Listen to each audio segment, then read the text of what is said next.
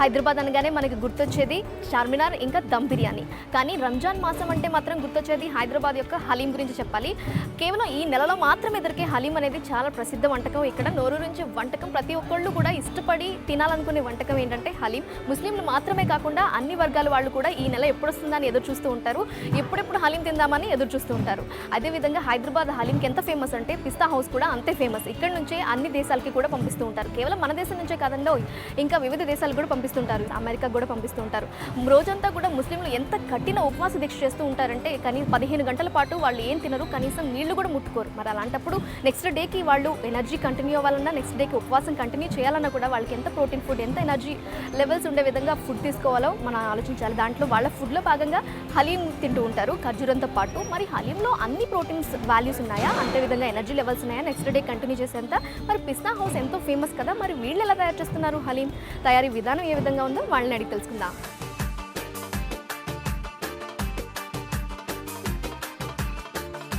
3 గంటల కల్లా మటన్ వచ్చేసింది. ఆ మటన్ని వాళ్ళు బాగా ముక్కలు కొట్టారు. ఆ ముక్కలన్నింటినీ ఏం చేస్తారు అనేగా మీ డౌట్. అక్కడి నుంచి తీసుకొచ్చారు ఇక్కడికి.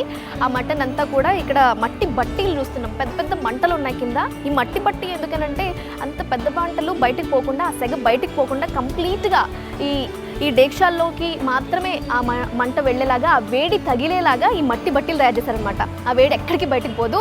ఇప్పుడు దానిలో మటన్ వేస్తారనమాట. అవి అక్కడ క్లీన్ చేశారు కదా, మనం చూసాం. క్లీన్ చేసిన ఈ మటన్ని దీంట్లో వేస్తున్నారు.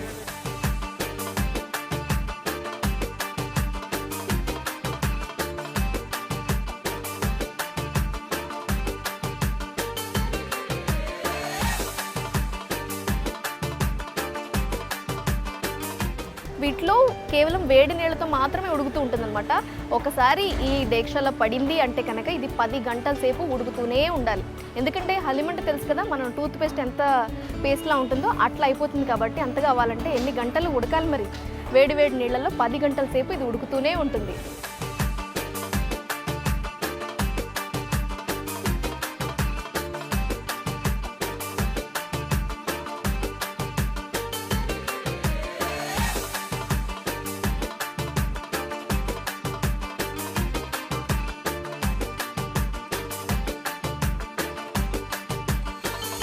రోజంతా ఉపవాస దీక్ష ఉంటారు రంజాన్ మాసంలో ముస్లింలు. మరి ఉపవాసాన్ని ముగించేటప్పుడు తినే ఫుడ్ ఏ విధంగా ఉండాలి, ఎంత ప్రోటీన్ ఫుడ్ ఉండాలో అంత ఎనర్జీ ఇచ్చే ఫుడ్ అయి ఉండాలన్నమాట. వాళ్ళ రంజాన్ సీజన్లో ముస్లింలు ఈ ఉపవాస దీక్షను ముగించే టైంలో ఈ హలీం అనేది ఒక భాగం అయిపోయింది. ఈ హలీంలో అసలు ఎలాంటి ఇంగ్రీడియంట్స్ వాడుతున్నారు, మరి అన్ని ప్రోటీన్స్ అందించడానికి, ఇంకా అలా హలీం చూడగానే మంచి మంచి గుగ్గుమలు వచ్చేస్తూ ఉంటాయి. అంత మంచి సువాసనలు ఎలా వస్తున్నాయి, వాళ్ళు ఎలాంటి ఇంగ్రీడియంట్స్ వాడుతున్నారో ఒకసారి చూద్దాం. పిస్తా హౌస్లో వాళ్ళు మొత్తం టోటలీ 22 ఇంగ్రీడియంట్స్ వాడతారంట. 22 వస్తువుల్ని వాడతారు హలీం తయారు చేయడంలో. అవి ఏంటేంటో మనం ఇప్పుడు ఒకసారి చూద్దాం. ఇక్కడ ముందు పచ్చిమిరపకాయలు ఉన్నాయి, ఇంకా పుదీనా, కొత్తిమీర, ఇది నిమ్మకాయలు కూడా ముక్కలు కోసి పెట్టారు. ఇది కందిపప్పు, పచ్చిశనగపప్పు, తాలింపుల్లో వేస్తారు కదా పచ్చిశనగపప్పు. ఇంక ఇది దాల్చిన చెక్క, చాలా పెద్ద పెద్ద అమౌంట్స్లో వేస్తారు, దినుసుల్లో వస్తుంది. ఇది దాల్చిన చెక్క. నెక్స్ట్ ఇంకా ఇలాచి, యాలుక్కాయలు, ఇంకా ఇవి బాస్మతి బియ్యం, మంచి బాస్మతి బియ్యం చూడండి, చాలా పెద్దగా కూడా ఉంది ఒక్కొక్కటి. ఇది జీలకర్ర, ఇంకా ఇది మనకు తెలుసు సాయి మినపప్పు.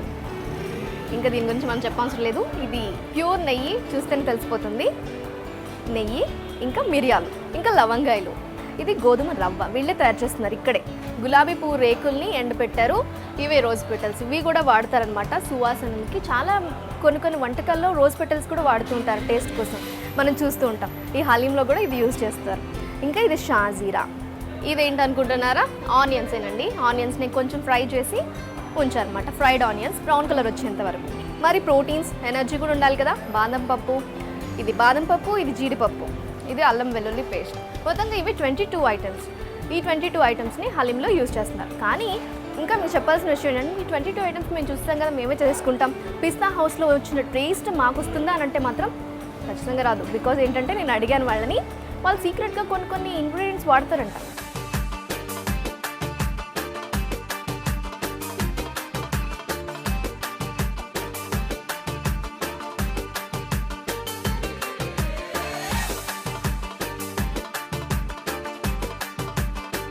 మనం చూసిన 22 ఇంగ్రీడియంట్స్ వేసి ఆ మసాలా దినుసులు మొత్తం వేసి ఉడకపెట్టేశారు. కంప్లీట్గా ఉడికింది, 1 అవర్ అయిపోయింది. ఇంకా ఇప్పుడు చూడండి దాన్ని కంప్లీట్గా ఆ కర్రలతో కొడుతూ ఉన్నారు. దాన్ని ఏమంటారంటే గోట అంటూ ఉంటారంట. ఇలా అర్ధగంట సేపు దాన్ని కొడుతూనే ఉండాలి మటన్ మొత్తం. ఇంకా దాంట్లో నెయ్యి కూడా వేశారు. ఇంతకుముందు కేవలం మసాలా దినుసులు మాత్రమే వేశారు, కానీ ఇప్పుడు నెయ్యి కూడా వేసి పూర్తిగా కలిగి పెడుతున్నారు. బోన్స్ ఏమన్నా ఉంటే, ఇంకా ఏమన్నా గట్టిగా ఉండే ముక్కలు ఏమన్నా ఉంటే అవి మెత్తగా కంప్లీట్గా అయిపోవాలి, అందుకని అంత గట్టిగా కొడుతూ ఉంటారు. ఎంత బలం ఉండాలో చూడండి, కొడుతూనే ఉన్నారు వాళ్ళు, మనం చూస్తున్నాము.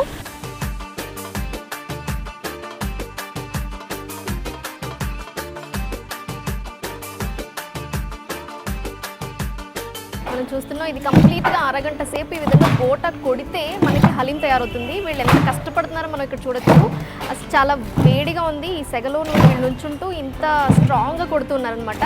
అప్పుడే కంప్లీట్గా బోన్స్ అన్నీ కూడా మెత్తగా అయిపోతుంటాయి. దాంట్లో ఇంకా నెయ్యి కూడా వేసి కలుపుతున్నారు. ఒకసారి లెట్ మీ ట్రై, నేను కూడా గోట కొట్టి చూస్తా. నా బలంతో చేస్తే అరగంట కాదు, ఇంకా 24 గంటలు చేసినా మీకు హలీం నేను తయారు చేసి నేను ఇవ్వలేను. సరే, మనం హలీం అసలు ఎలా వచ్చింది హైదరాబాద్కి అనే ఆ స్టోరీ ఒకసారి విందాం. అసలు ఎట్లా వచ్చింది అనేది. మనకి ఇంత టేస్టీగా తయారయ్యే హలీం, అలాగే ఇంత రుచిగా ఉండే హలీం, ఇంత మంచి సువాసన వెజ్జల్లే హలీం అసలు మన హైదరాబాద్దేనా లేకపోతే ఎక్కడి నుంచి వచ్చింది అనే డౌట్ అందరికీ ఉంటుంది కదా. ఈ హలీం అనేది 6వ నిజాం కాలంలో ఆ సుల్తాన్ అనమాట, ఒక సుల్తాన్ షాహిద్ అనే సుల్తాన్ తను రంజాన్ మాసంలో ఇఫ్తార్ విందిస్తుంటారు కదా, ఇఫ్తార్ విందులో ఇచ్చాడనమాట. అప్పుడు బ్రిటన్ అధికారి ఆ టేస్ట్ చూశాడు. అప్పటి నుంచి అతనికి కూడా బాగా నచ్చింది. అప్పటి నుంచి ఇక్కడ తరతరాలుగా ఆ హలీం అనేది ఫేమస్ అయిపోయింది. అప్పటి నుంచి సర్వ్ చేయడం మొదలుపెట్టారు. అలా హలీం అనేది ఇరాక్ దేశం నుండి సౌదీ అరేబియా వంటకం అనమాట.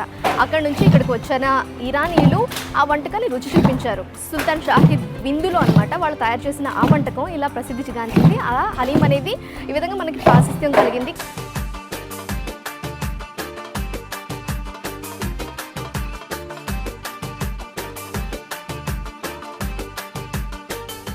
గోట హాఫ్ అన్ అవర్ కొడుతూ ఉంటారు కదా, ఆ మధ్యలో ఏంటంటే మొత్తంగా 3 పప్పులు ఉన్నాయి. మనం ఏమేమి చూసాం, కందిపప్పు, పచ్చిశనగపప్పు, అలాగే సాయి మినపప్పు, వీటన్నిటిని ఉడకపెట్టి వాటిని పేస్ట్ చేసి ఆ పేస్ట్ని దీనిలో కలుపుతుంటారు. గోట కొట్టేటప్పుడు నెయ్యితో పాటు ఈ 3 పప్పుల మిశ్రమాన్ని కూడా దీనిలో కలుపుతారనమాట. దీని తర్వాత ఈ విధంగా వేసి కలుపుతూ ఉంటారు హాఫ్ అన్ అవర్ కొట్టేటప్పుడు. మధ్యలో ఇక ఒక్కొక్కసారి మొత్తం ఒకేసారి వేయరు, మధ్యలో కొంత క్వాంటిటీతోనే వేసి గోట కొడుతూ ఉంటారు.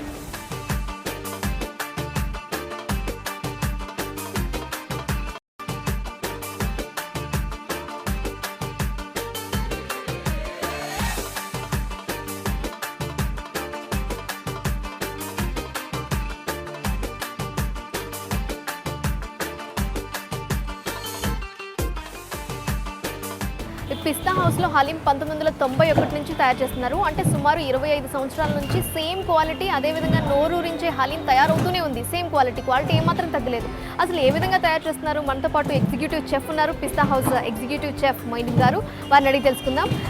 నేను మా అన్న, నా పేరు మొహమ్మద్ మైనుద్దీన్, మా అన్న పేరు సయ్యద్ అహ్మద్ పాషా.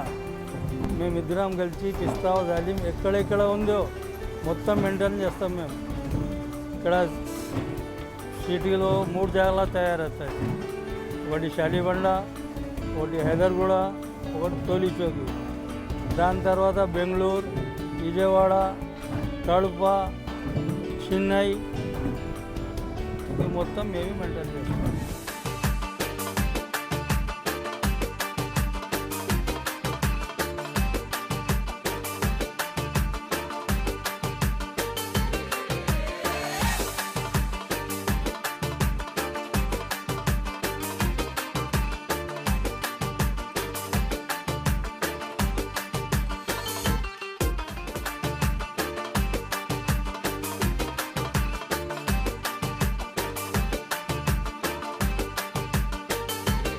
ఇంకా మనకి హలీం అనేది రెడీ అయిపోయింది. ఇప్పుడు చూస్తున్నాం మనం ఆ బకెట్స్లో తీస్తున్నారు. ఈ డెక్షాల్లో నుంచి తీసి నెయ్యి చల్లుతూ, ఆల్రెడీ నెయ్యి వేశారు, ఇంకా నెయ్యి వేస్తూనే ఉన్నారు. ఎంత హెల్దీనో చూడండి. ఇంకా నెయ్యి టేస్ట్ అయితే మామూలుగా లేదు, నోరు ఊరిపోతుంది, నాకు త్వరగా తినాలని ఉంది. వీళ్ళు తీస్తున్నారు, దాంట్లో నుంచి తీసి బకెట్స్లో నింపి ఇక్కడ నుంచి తీసుకువెళ్ళి అక్కడ పెడుతుంటారు. దాన్ని పార్సిల్ చేస్తుంటారు డబ్బాల్లో ప్యాక్ చేసి. ఇంకా మనం రెడీ టు ఈట్ అనమాట. చూడండి వాళ్ళు మొత్తం కూడా దానిలో ఉన్నది కంప్లీట్స్లోకి తీసుకుంటున్నారు.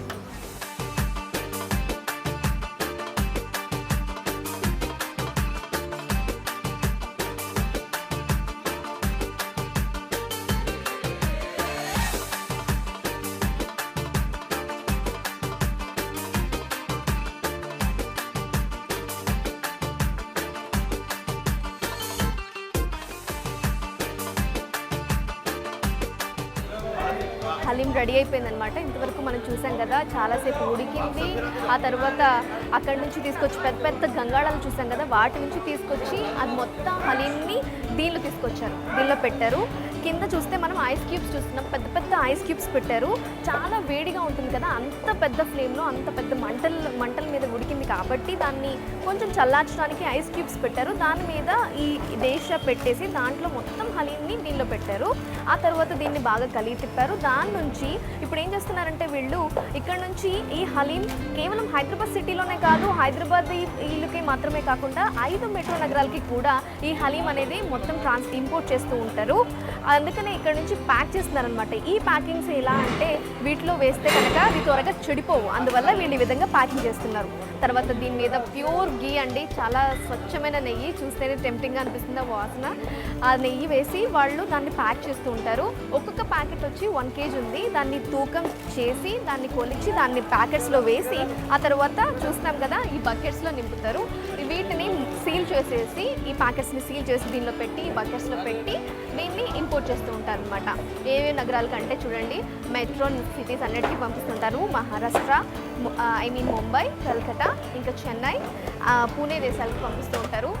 ఇవిగోండి అవుట్లెట్స్ కోసం ఇంకా రెడీ టు ఈట్ చాలా వేడివేడిగా కూడా ఉన్నాయి. మనం చూడొచ్చు అక్కడ మళ్ళీ ప్యాక్ చేసేటప్పుడు కూడా వీటిలో మళ్ళీ నెయ్యి వేసి ఈ డబ్బాలు ప్యాక్ చేస్తున్నారు. ఒక్కొక్క ప్యాక్ అనమాట. ఇది తినడానికి రెడీ అయిపోయింది హలీం. ఇది స్టెప్ బై స్టెప్ ప్రొసీజర్. ఒక హలీం చేయడానికి ఎంత సమయం పడుతుందో ఒక రోజంతా కష్టపడి చేసి ఈ డబ్బాలో మనం నింపి ఇవ్వడానికి హలీం వీళ్ళంతా ఎంత కష్టపడుతున్నారో మనం ఇప్పటివరకు చూసాం. ఇది step by step procedure of haleem అనమాట.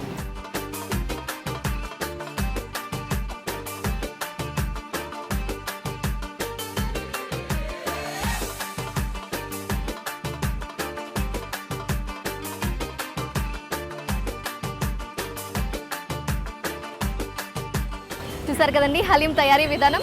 ఇప్పటి వరకు ఇక్కడ అప్పుడే స్టార్ట్ అయిపోయాయి, అమ్మటం స్టార్ట్ చేసేసారు. అందరూ క్యూ లైన్లో కూడా రెడీగా ఉన్నారు. ఇంకా వేడి వేడి హలీం రెడీగా ఉంది. మీరెందుకు ఆలోచన చేస్తున్నారు? Comment taste it. ఇక ఇది వాళ్ళ special story and Ramzan special haleem. మరో ఇంట్రెస్టింగ్ టాపిక్తో మళ్ళీ కలుద్దాం. అంటే let's stay tune to Sakshi.